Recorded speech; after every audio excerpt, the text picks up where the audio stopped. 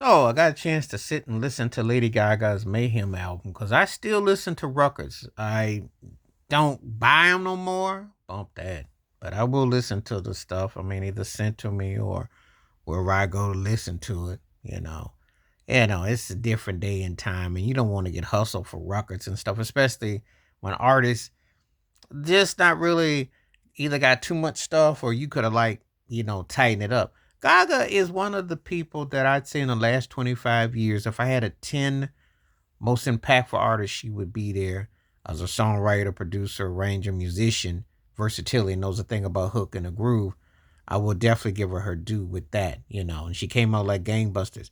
Even though a lot of her stuff, she's like a double junior whopper version of Madonna. More talented than Madonna, but didn't understand the hook in the song. Understood the hooks and the grooves, but not the song. And that's the difference right there. That's why her career's been kind of choppy. I did like the collaboration album with Tony Bennett, and I like certain things she does. And I know that she has a musical vocabulary that would not be far fetched from a Sade Nora Jones styling, because she could showcase that. She's chosen different things and different textures. Some things have worked and others have not.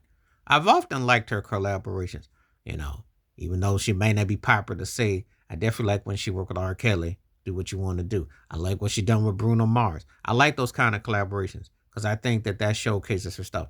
And a song with Beyonce, Telephone, which was originally written for Britney Spears, it was alright. It was alright. But her collaborations are strong. She's got the kind of skill set. And Die with a Smile, I like how that ended because I think she and Bruno Mars could do an album together. I like the Porter Wagner, Dolly Parton type of thing, the old country. I like that. I think that they could do a record together. I really do. I think that him and her could even improve upon him and Anderson .Paak, even in Soul Sonic. So, just saying, you know, if they came up with a name like Mocha Latte, maybe I could be their manager. Anyway, let me get to this album. It was returned in the 80s. It had an 80s with some 90s flourish and some 70s vibes. It was dance pop, the synthesizers, etc. One of the cuts that I dug was Zombie Boy, which was a trip because it had that Nile Rodgers, Roxy music, Bowie, had that kind of industrial vibe going.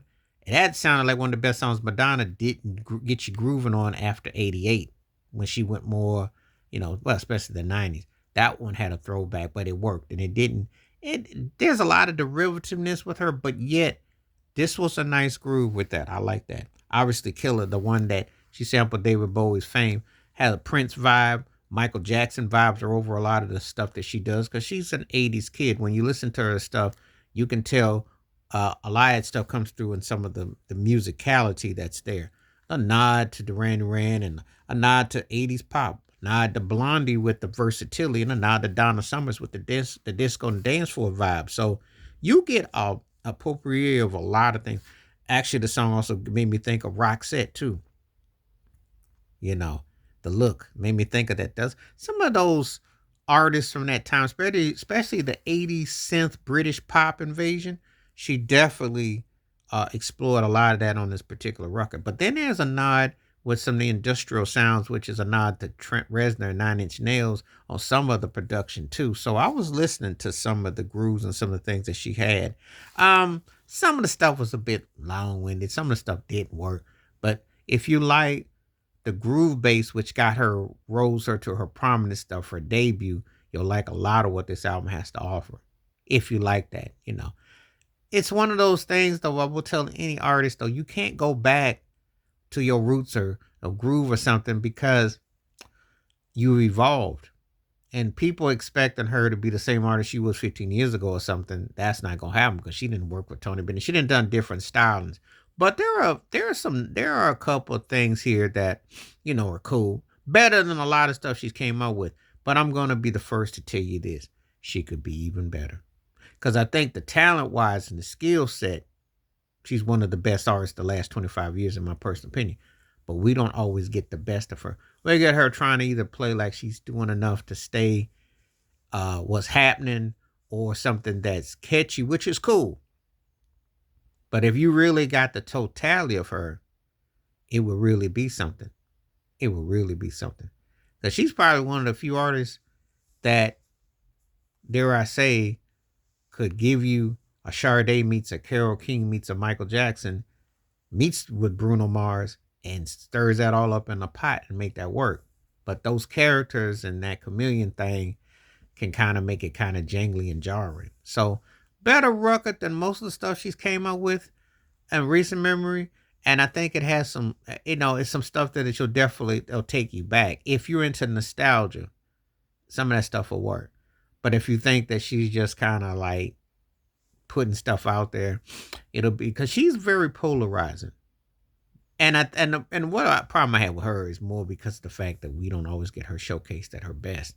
We get glimpses, you know, when she really does straightforward songwriting, production, musicianship, and you get the realness and not the imagery and the spazzed out and the whole thing, and then the gimmicks of her.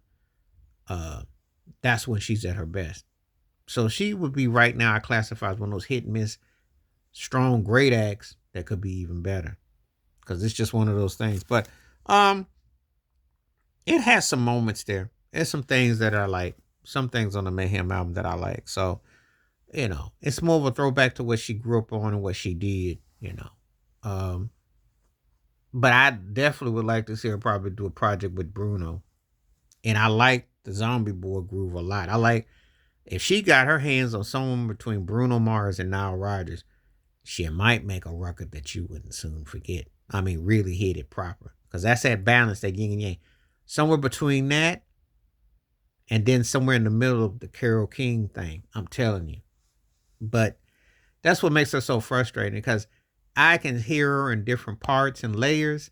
And it's like, yeah, you got that, and you get this, you got melody, and you got but you just tend to gimmick ball and you tend to kind of get off the road because it is there. She really has that kind of skill set, but we don't get it into the whole shebang, and that's the problem with her. But anyway, that's my thoughts and takes about Lady Gaga's Mayhem album. But let me know what you think, what you like, and like I said, she definitely wears her influences, and you could definitely see that, and sometimes it works, sometimes it don't.